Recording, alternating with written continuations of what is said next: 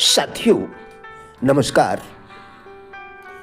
व्यक्तित्व निर्माण से संबंधित सेमिनार में पूछा गया एक सवाल, लोगों को दूसरों में सबसे बुरा गुण कौन सा लगता है। मैं राजेंद्र बलाटिया आज इसी विषय पर आपके साथ वार्ता करूंगा।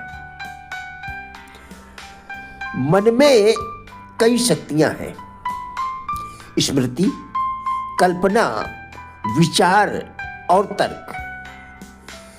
इनके विकास और ह्रास के नियम भी हैं। इनमें प्रधान नियम प्रयोग और अप्रयोग, अभ्यास और अनभ्यास है। अप्रयोग और अनाभ्यास से मानसिक शक्तियां सोची जाती हैं और हमें उन शक्तियों का अस्तित्व भी प्रतीत नहीं होता। हमारा मन वाणी के द्वारा अपने भावों और विचारों को प्रकट करता रहता है। वाणी और अर्थ का पारस्परिक संबंध है। क्षमा, दया, शांति आदि शब्दों का प्रयोग अच्छे भावों को उत्पन्न करता है और अश्लील शब्द अश्लील भावों को उत्पन्न करते हैं। अच्छे शब्दों का प्रयोग हमारे आचरण को अच्छा बनाने में सहायक होता है। काव्य और पुस्तकें हमारे विचारों पर प्रभाव डालते रहते हैं। जिस प्रकार के शब्दों का उसमें प्रयोग किया जाता है, उसी प्रकार से हमारी भावनाओं का निर्माण होता है। उद्देश्य सबका एक है, मन की सोई हुई शक्तियों और भावनाओं को जगाना और बार बार दोहराने से उनको फिर से सुप्त होने से रोकना। जिस प्रकार सोए हुए मनुष्य को बार बार हिलाने से जगाया जाता है, उसी प्रकार मंत्र या वाक्य का जप मन की सुप्त भावनाओं को जागृत करता है। क्या कारण है कि हम लोग असली जीवन में सामंजस्य नहीं बैठा पा रहे हैं, जबकि हम सभी बेहतर व्यक्तित्व चाहते हैं। सिनेमा, नाटक, नौटंकी हम सभी देखते हैं, लेकिन क्या कभी सोचा है इन सब की जरूरत क्यों पड़ी? सामान्य रूप से हम सभी का जवाब होता है मनोरंजन के लिए। क्या मनोरंजन के साथ इससे कुछ सीखा भी जाता है? जवाब होगा हाँ।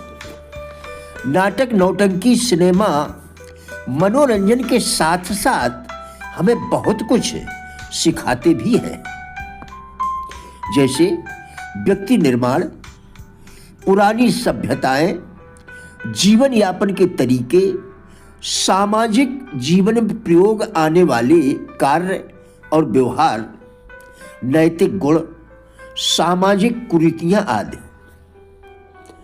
जिन्हें सीखकर हम एक अच्छा जीवन जीने का आनंद ले सकते हैं। सोचिए, सीखे गए गुणों को हम यदि अपने जीवन के कार्य एवं व्यवहार में न उतारें, तब क्या हमें उसका लाभ मिलेगा? जवाब होगा बिल्कुल भी नहीं। कला ही जीवन है, सभी ने सुना होगा। जीवन एक रंगमंच की तरह है। हम जैसा अभिनय करते हैं, लोग हमें उसी रूप में देखते हैं। व्यक्तित्व निर्माण के एक सेमिनार में आयोजकों द्वारा एक सर्वे कराया गया, जिसमें दर्शकों से पूछा गया कि लोगों को दूसरों में सबसे बुरा गुण कौन सा लगता है। सबसे अधिक लोगों का जवाब था कि दबंग लोगों को कोई भी पसंद नहीं करता। फिर आयोजकों के द्वारा इन लोगों से अपने नकारात्मक गुणों की सूची बनाने को कहा। मजे की बात यह रही कि उनमें से किसी ने भी खुद को दबंग नहीं लिखा। क्या यह आश्चर्यजनक नहीं है कि हम दबंग लोगों को कितना नापसंद करते हैं, लेकिन हम में से कोई भी खुद को दबंग नहीं मानता। स्पष्ट निष्कर्ष यह है कि रोबीले या दबंग लोग खुद को उस नजरिए से नहीं देखते हैं जिस तरह से उन्हें दूसरे लोग देखते हैं। वे महसूस करते हैं कि वे मदद कर रहे हैं और दूसरों को उनके निर्देशों के प्रति कृतज्ञ होना चाहिए। चूंकि सशक्त क्रोधी व्यक्ति बहुत जल्दी सोच लेता है और जानता है कि वह सही है, इसलिए वह अपने मन की बात कह देता है और उसे इस बात की परवाह नहीं होती कि लोग उसे किस तरह से लेंगे। सशक्त क्रोधी व्यक्ति दूसरों की भावनाओं के बारे में चिंतित नहीं होता। उसे तो काम कराने की ज्यादा चिंता होती है। उसे लगता है कि वह मदद कर रहा है, जबकि दूसरे लोग उसे रोबीला या दबंग मानते हैं। यह भी बात यहां पर ध्यान देने योग्य है कि सशक्त क्रोधी व्यक्ति सिर्फ बोलने में ही दबंग नहीं होते, वे निर्देश लिखने में भी ज्यादा उस्ताद होते हैं।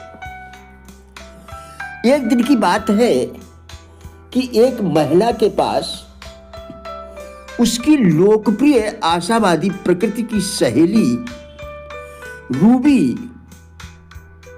हाथ में कुछ कागज लेकर आई। वह काफी परेशान दिखाई पड़ रही थी।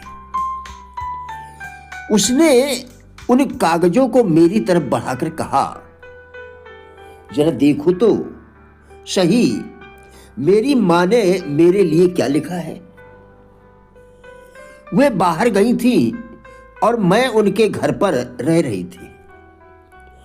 इन चिट्ठियों की तरफ देखो तो सही। पहले कागज पर लिखा था, रूबी, मेरा लाल गमला लौटा देना। सशक्त क्रोधी व्यक्ति किसी बात पर जोर देने के लिए अंडरलाइन करते हैं और विस्मयादि बोधक चिन्हों का भी प्रयोग करते हैं ताकि यह पता चल जाए कि वे सचमुच वह काम करवाना चाहते हैं। दूसरे कागज पर लिखा था कि जब तुम बाहर जाओ तो सभी विद्युत स्विच बंद करके जाना, क्योंकि इससे बिल बढ़ता है।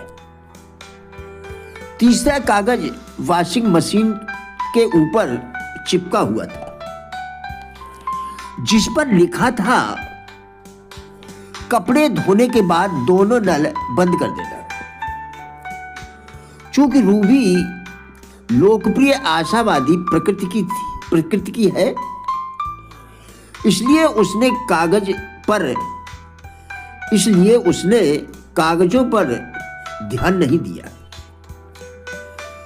जब उसकी मां अचानक घर पर आई तो पूरे घर को अस्त व्यस्त देखकर काफी निराश हुई। उन्होंने आखिरी कागज पिन से लगा दिया, जिस पर लिखा था, घर लौटने पर मुझे घर का हाल पसंद नहीं आया। जब तुम आई थी तब मेरा घर इतना गंदा नहीं था। अगर तुम मेरे घर को इस्तेमाल करना तो वैसा ही रखना जैसा तुम्हें लौटने पर मुझे घर का हाल जैसा तुम्हें मिला था। प्यार सहित तुम्हारी मम्मी।